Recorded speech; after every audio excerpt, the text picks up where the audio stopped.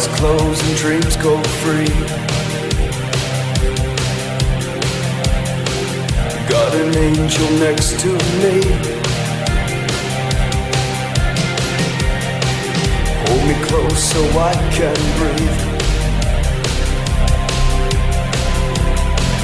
Let me go so I can live.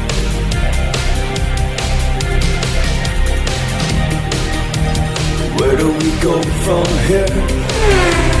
Take me far away, so we can stop the time. Captain Rion, we got him on the run. Captain Rion. Where do we go from here? Take me far away, so we can stop the time, and love will take its place.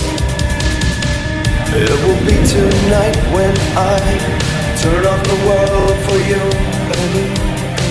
It will be tonight when I turn off the stars for you. It will be tonight when I turn off the world for you. It will be tonight when I turn off the stars. I turn off the stars for you.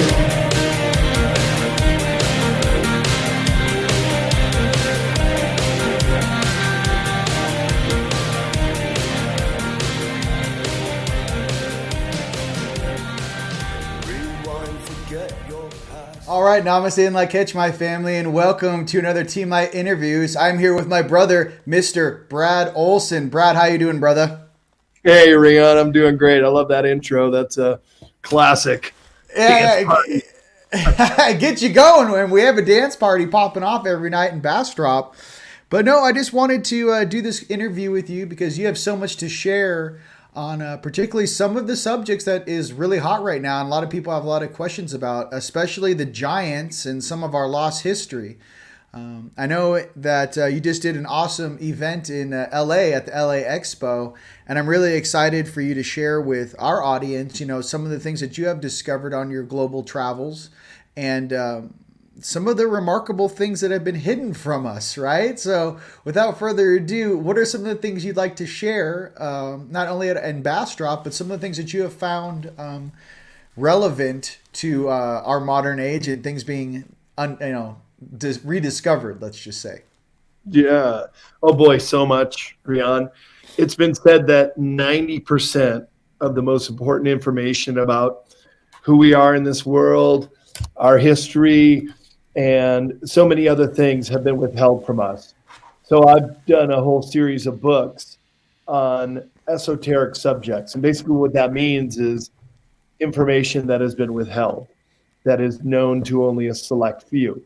So we've heard about the Cabal, we've heard about the Illuminati and these secret societies. And yeah, they collect information and they're very occultic and they work under very specific circumstances, that they love their numerology, that they only do things on certain dates, and they also have to show what they're up to. It's called the revelation of the method. And they also love their symbology and put it everywhere from our dollar bills into movies. So I've done this presentation called The Hidden Esoteric in Plain Sight. And I show over 50 examples of how they're basically seeding us with this kind of information to get away with what they're doing. Because on this free will planet of ours, you have to be able to reveal what you're up to. And they do. That is part of the prime directive, that you have to reveal what you're doing, especially when it affects people's lives. Right. So when you decode it, when you see what they're up to and how they're basically putting these messages out there, it's quite a fascinating mosaic of secrecy and occult practices that I'm going to be putting together in my presentation in Vostok. I think it'll be really well received. Nice. Well, I'm excited. Uncovering the truth in our true history is something that I'm very fascinated with. And I'm, one of my purposes truly is to uncover some of the technologies that were for health and wellness that we have lost over time. And I think it's very important that, especially with some of this numerology and how these beings operate behind the scenes, let's just say, it's important that we, the public and the civilian world, also understand how this stuff works, so we can also see things coming, right, that we might not have been privy to before. That being said, I wanted to ask you about this. Can we talk about Antarctica and some of the cool stuff you experienced down there? Because I know you travel around the world. I'm like, tell me about Antarctica, bro. Yeah, sure. Well, I was down there 5 years ago exactly. We're just getting off the ship 5 years ago. And I took a sailboat instead of a cruise ship out of Ushuaia, Argentina. And that allowed more than twice as much time down there, 15 full days. The whole trip was 26 days. But that's 4 days crossing the Drake Passage and then 6 days coming back because we had to tack the boat back and forth. And once we were down there, the passage over the Drake is very treacherous. It's the stormiest seas of the world.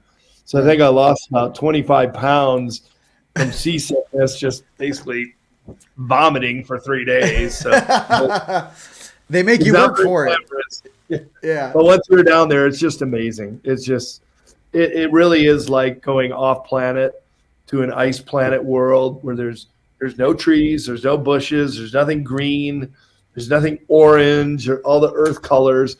It's just blue and black and white. So it's a world that is unknown to so many. I think the number of people that go there in a year is only about 300,000. Most of them are tourists. So it's such a small percentage of people that are alive on the earth will ever see that place. And so it's rife with all kinds of mysteries. And I'll talk about this in my presentation as well, that there may be secret bases.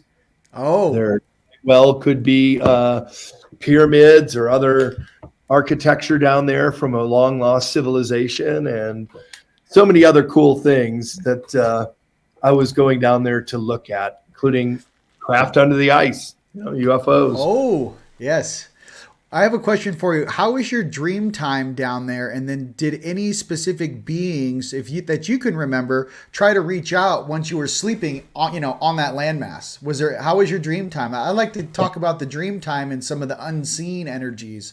I'm sure there were, because I have friends that were ex-military and they were in the Navy, my one buddy, and he said that as soon as we got to Antarctica and whatever base is out there, he said that every single night was just crazy with what the interactions that are going on out there. Did you experience any of that? That's really interesting you bring that up because down there, and right now, of course, seasons are opposite. Mm-hmm. Down there right now is pretty much the end of the travel season from November to early March. Mm-hmm. And of course, on the summer solstice down there, if you go below the Antarctic Circle, it's 24 hours of daylight. So the sleep was kind of confusing because it was mostly daylight the whole trip, only a couple hours of night. So I got to see the midnight sun. That's pretty cool experience. That's cool. But to think if I had any really mind-blowing dreams, I can't really recall that I did. Sure, everybody dreams every night. Yes. But being kind of disrupted with being on a sailboat, always rocking and rolling, and 20 hours of daylight every day is kind of a wild thing too. So. Experience. Yeah. When I was in Alaska, I believe in like 2011, it was the same thing. It never got dark. So you go to bed and wake up at 3 a.m. and it's still dusk outside. It's very unnerving sometimes. You have blackout curtains on. On the Voyager, did you see anything specifically that was kind of like, I don't know, it kind of felt like a cover story that they were sending the tourists to go look at? Because there's a lot of places, on the planet, let's just say some of the national parks, for example, that they want to pool all the tourists into this specific area when there might be some other things going on the property or in the territory. Do you feel that a little bit as the tourist there? Or the planes landing? Like, was there anywhere you couldn't go, is what I'm saying? Because it seems like when you land there, they're like, yeah, you guys have to stay within this area. You guys can't venture. And when you guys pulled up, was there any of that type of conversation with the people? Okay, so we did not fly down there. It was all on a sailboat for 26 Right. No. days. But the reason I went with a sailboat rather than a cruise ship is because you do have the freedom to go where you want to go. And there's really no one there to monitor whether you're going ashore or doing Really? whatever. Yeah, so we could just jump on our dinghy off the sailboat and go visit a penguin colony or go to one of the research stations. So a lot more freedom and a lot more time down there being on a sailboat. And they were both comparable in price. Okay. But what was really cool was just getting on a dinghy. If we saw some whales, we went out and saw some whales frolicking around. And the first night we were at the research station called Arctowski, which is a Polish base, and we were with mostly Polish people on our ship. They had us in for dinner and then drinks afterwards, and they presented this blue ice in a ice jar. So they put it in our drinks. We're like, oh, cool, we'll drink some glacier ice. But it popped like popcorn once liquid was poured in there. I've never seen anything quite like it. So the other thing we would do is get out on the dinghy and go collect our blue ice for drinks on the boat. So that's awesome. Anecdotes like that, which made the trip super cool. That's awesome. As far as sailing around Antarctica, did you mainly stay on the, I guess once you're on Antarctica, the one that was facing basically the rest of the planet, which would be what, the northeastern side? Did you ever get a chance to kind of go around Antarctica, or was you stayed in one area? Oh, just one area. Antarctica is huge. And the distances are really vast. Even though we traveled for hundreds of miles in the sailboat and slept in our bunk every single night, we only went to the northern tip of the Palmer Peninsula. So South America comes down like this, and that's the Drake Passage. Yeah, we did about 400 miles in Antarctica, and every day was a new adventure. We'd stop to go ashore, collect some ice, go see penguin colonies on one island called Deception Island, which is a live volcano still to this day. Right. It's geothermically heated. So we read in the Lonely Planet book. Yeah, there's a whole book, 256 pages, Lonely Planet book on Antarctica. And it said there's a hot spring there. So we went and found it, but the tide was coming in. So it wasn't that hot to take a soak, but it was warm enough to walk around without our shoes on and feel the heat and see the steam. That's cool. Yeah. No, that's super cool. You're getting me pumped. I'm like, I think I might have to, because I've been to Easter Island, but I've never been to Antarctica. Yeah, I went to Easter Island. Yeah. Cool. Oh yeah, the Moai. We were told by the locals there, it's not Moai. They're like Moai. So no, that's awesome, man. So some of the different adventures and things you've gone on is the majority of the stuff that you found, like, for example, like, when was the real cover up in our history, do you feel? I know you're a publisher. I know you do many different publishings for very gifted, healers and just people that are really bringing disclosure to the forefront. But as far as your studies, when did they really start changing the history books and kind of the narrative that we've been taught? Well, certainly post-World War II, there was a concerted effort to change the history books about what really went on in Germany in the pre-war and post-war era, that they had acquired incredible technology. In fact, I'm going to be writing a book about Antarctica, including the German base down there, and how all of the craft that they had developed just went missing. And so that's really interesting, because these are the telltale signs that there was a cover up, and that maybe Nazi Germany did not lose World War II, but reformed itself as the Fourth Reich in Antarctica, but also in what are known as micronations, these big land holdings in Chile and Argentina and Brazil. I was looking at maps before my trip down there, because I had to go through South America before and after Antarctica, found that they own huge tracts of land down there. And the Germans have all the money in South America. They're the rich people down there. So the history as we know it, as far as even whether Hitler died in a bunker in Berlin or lived out his natural life in South America, which I think is the truth. What really happened. Yeah. That and many of these guys escaped justice, including Martin Bormann, who is the money man, and even reading in The Lonely Planet as we're going through Bolivia.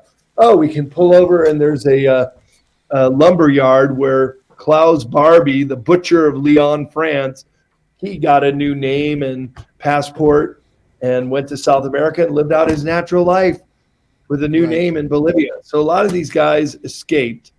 And Martin Bormann, the money man, he kept popping up all over the place in South America.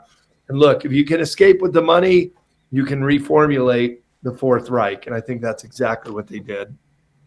Right. There is, I have friends and family that are from South America, and they said that I forget the name of the place, maybe you know, but they said the women there are absolutely gorgeous because they are like half German, half Spanish. I forget where it is, and they still speak German in these towns. It's not like that imagine going to South America and they're speaking German, So it's very interesting that there's been a huge cover up on this whole thing, especially with the Project Paperclip thing, and hey, let's just let them, buy these huge swaths of land down in Chile and whatnot. But I do feel that there is a breakaway civilization. And I do think I think there are humans down here that have advanced technology that did do a breakaway society or civilization and happen to be German. And do you have any insights on that? Because some people don't know that. I mean, I talk about Solar Warden sometimes. I know that's kind of more, SSP, Secret Space Program. But what I'm trying to say is that the Germans had advanced technology all the way back to Admiral Byrd, and they went down there with 40,000 troops.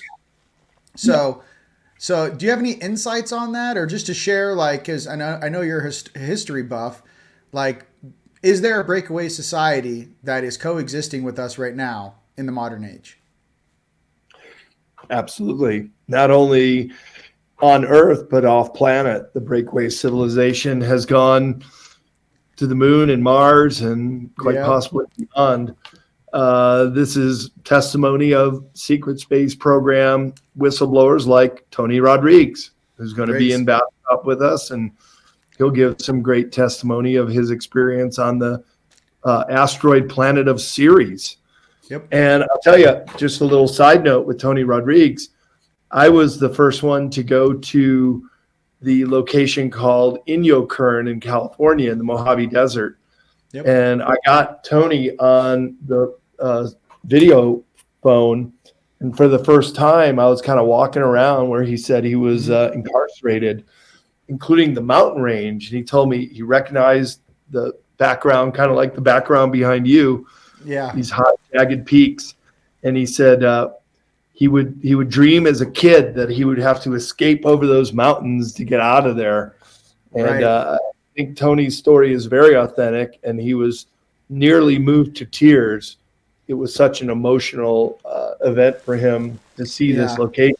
He's since been back there himself and checked it out. But we'll have a great presentation with Tony in Bathtub. Looking forward to that. He's always got something good to bring to the table.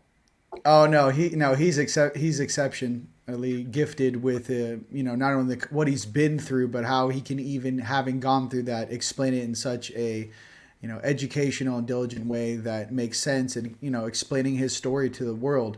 That being said, if we were, let's just say, this is where it gets fun, Brad. What is something that the world needs to know that you casually know? What is something on the top of your mind that you know? For example, we have been visited by ETs or extraterrestrials or interterrestrials in the past. Yes, there are advanced pyramids and things on the planet that had a certain function in the past. Yes, there is a breakaway society. What is something with all of your world travels that you would like the world to know that they may not know? Well, there certainly is a secret government. We call it the cabal or the deep state. that are certainly running the show. Don't blame the politicians, although they are to blame, but they're in the pockets of the deep state. This globalist group, which meets in Davos every year, and the Bilderbergs, they're really an extension of the Illuminati. They're a secret society. They run the planet. They control the money supply, and they're the real ones that we need to be made aware of. So many times you think, oh, well, it's not them, it's something else, or it's the politicians. No, it's them. And there's an old saying, Rion, if you can't make sense of a story, follow the money. And when you follow the money here, it goes right to their front doorstep. It's always the globalists. They're controlling everything. And they're the real problem in this world today. Right. No, I agree with that 100%. And especially in America, a lot of other countries on the planet, look to us as a symbol of freedom, and as an American, as we are, I want to bring back that vibe, that energy, that spirit once again, and, have freedom everywhere. And the issue is that I feel like Americans and our names have really been tarnished by some of these global, beat people that have made us look, in a certain light that is not how the normal people I know operate. You know what I mean? I don't know, all my friends are awesome. They're very nice people. If you need something, they will help you. It's like this whole narrative that has been spun about who we are. I just find it's very childish, and I don't think it's going to last very much longer. You know what I mean? I just feel that Americans in general are very good people, and in all armed services and whatnot. I'm just not sure, with the leadership over the last, really since Bush Jr., let's be honest. And these last, I don't know if you've heard the interview with Chief Russell Gould, and some of the information we've uncovered, and he definitely uncovered, was that, since Bush Jr., all the presidents in the United States have been illegitimate. This whole thing has been a cover up. And a lot of this kind of takeover stuff, I find, does have ties to, some of this deep state and some of the German breakaway societies. Like, where's the information content coming from? And then we're getting piecemeal technology. When these guys have had 0-point technology for 80 years, it's hard for people to really wrap their heads around that.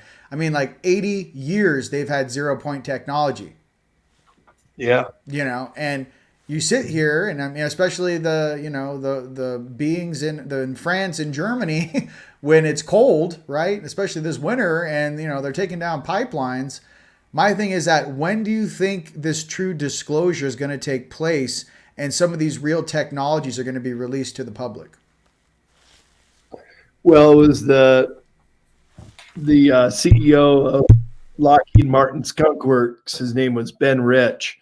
And he said it would take an act of God to get these technologies to be released, that they're so locked up in these black programs that it would be very, very difficult.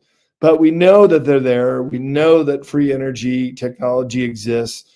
It said that anytime an inventor comes out with a magnet that can create an excess of energy, submits a patent to the Department of Energy or the Patent Office, that it's confiscated and it's sent to the Department of Energy, and just that's where they go to die. So there's a concerted effort, largely by the globalists, who want to keep the petroleum model of energy going and take that one as far as they can. And they're the ones responsible for this, and they control these aspects of our government.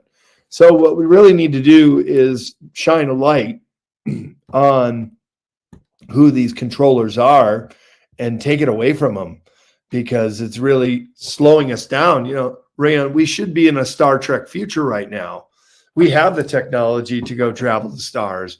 As Ben Rich said, we have the technology to take ET home, but we're not doing that because we're kept in this confined, what I described as a prison planet, that we're not even allowed to know who we really are, that we're really souls inside of a human body. How come we're not taught that in school or divinity school? We're just taught other things that keep us questioning our real true self. So, here's my question that I always run up to my guides all the time. And this is what I kind of get. Some of us are supposed to be here as observers. Some of us are supposed to be participants. And then it's kind of like when you're a participant and then you reach a certain level of enlightenment, let's just say, or understanding or awareness, they kind of want you to pump the brakes and be more of an observer, to this game. My thing is that when you say it would take an act of God for these black projects to release the technology that they've been hiding from us for 80 years and using casually amongst each other, it just kind of like, ruffles my feathers, let's just say, that it would have to be such an extreme thing. And then what it really makes me feel like is what sort of tutelage, what sort of inflection, and what sort of species were interacting with these humans that act in certain accordance with that way of being. What sort of night side polarity would really be the ones behind the scenes calling the shots? I have a sneaking suspicion that there are different species on this planet besides human beings behind the scenes calling the shots, even for the Davos crowd or the Illuminati or whatever. I think that there's an even older and deeper thing hidden here that I think that the Galactic Federation of Light or of Worlds or the Earth Alliance should get down here and clean up, because to be clear with you, some of this stuff has been a death penalty to release it. And you're asking us to do something that was really not our job in the first place. I feel like, to be honest with you, the ball was dropped quite a long time ago. And I feel like some of us being here right now are reflections, because I feel, as you do, and many of us do, that we're reflectors for the whole, population on this planet. And if you're in some extraterrestrial advanced civilization waiting for someone to hit the button, well, hit the button, ladies and gentlemen, because the rest of us are sitting down here with all of the knowledge. The beings that are responsible for this stuff, most of them have died of old age, and we're still have our hands tied down here waiting for what? A guy like Schwab or Soros to... I can't stand some of these jackasses. No one likes these guys. I mean, these beings that are in power, let's be completely clear. I don't want to be, my guys are like, hey, bro, calm down. I'm like, I don't know what it's going to take, but what I'm here to say is that I think that the illusion should end, and I believe that's what a lot of this disclosure stuff is, especially with a lot of the beings that are already, like some of the beings that Riggs talks about, right? Tony. There are extraterrestrial beings monitoring this game. My thing is, like, what is the critical mass you think, Brad, that we're going to need to actually call in support? Because like you said, it would take an act of God for these jackasses to let go of the thing, because that's all they got. These are the little da-da-das that will not let go of the power they were artificially handed. And I think that's something that people kind of have to understand. They're not just releasing technology. They're releasing the power that they have over us. You feel what I'm saying? It's a power thing. And it ain't a money thing. It's a we control them thing. How do you feel about that, bro? Well, I think you hit the nail on the head. We have to identify that there is this power structure outside of our government and U.S. Treasury and so forth. And I like your thinking, because they may not be human after all. So do you remember a woman named Karen Hudes, Hudes? She was a former world banker. She worked for the World Bank. And I bring this up in my Giants talk, and I'll bring it up in my talk in Boss Talk too. Right. That she said that there is a, quote, second species that controls the earth. And I'll just read her quote. Okay. She said this in 2014, so 10 years ago. She said that the group that's behind the network of control, one of these groups are hominids, meaning they're bipedal and they're human-like, but they're not quite human. She says that they're not human beings. They are very smart, but they're not creative. They are highly mathematical and analytical. She says they had a much stronger force in the earlier ice age. So they've been around for a very long time. Mm-hmm. They have the elongated skulls, and they may produce offspring in mating with female humans. But that offspring is not fertile. We live in a world of secret societies, she says, and secrets. And the information that ought to be made public is not public.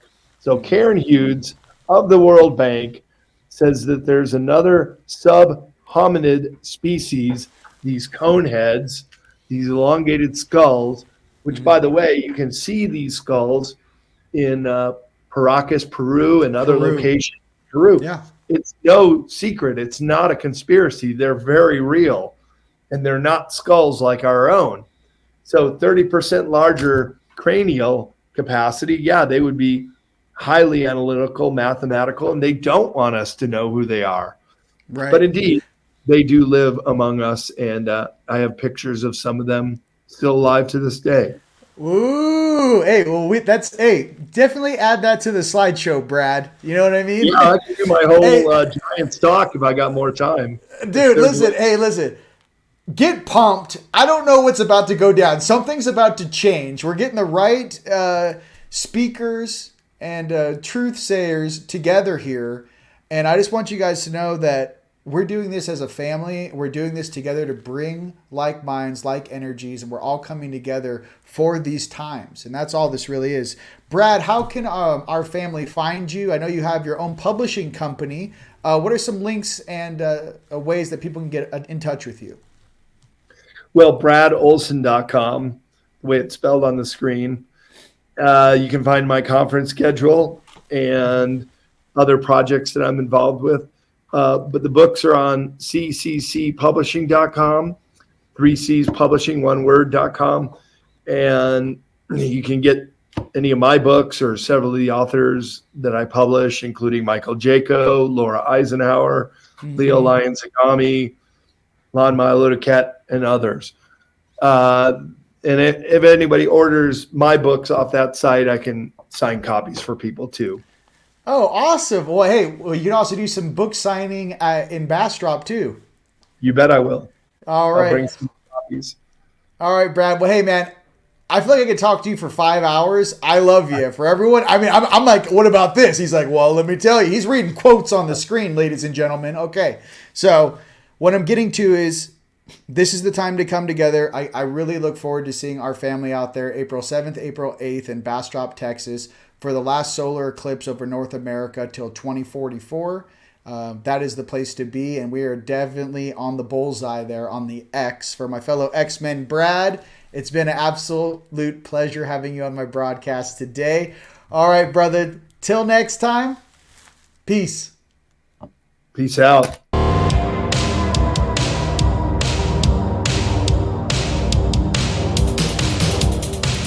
Eyes closed and dreams go free. Got an angel next to me. Hold me close so I can breathe. Let me go so I can live.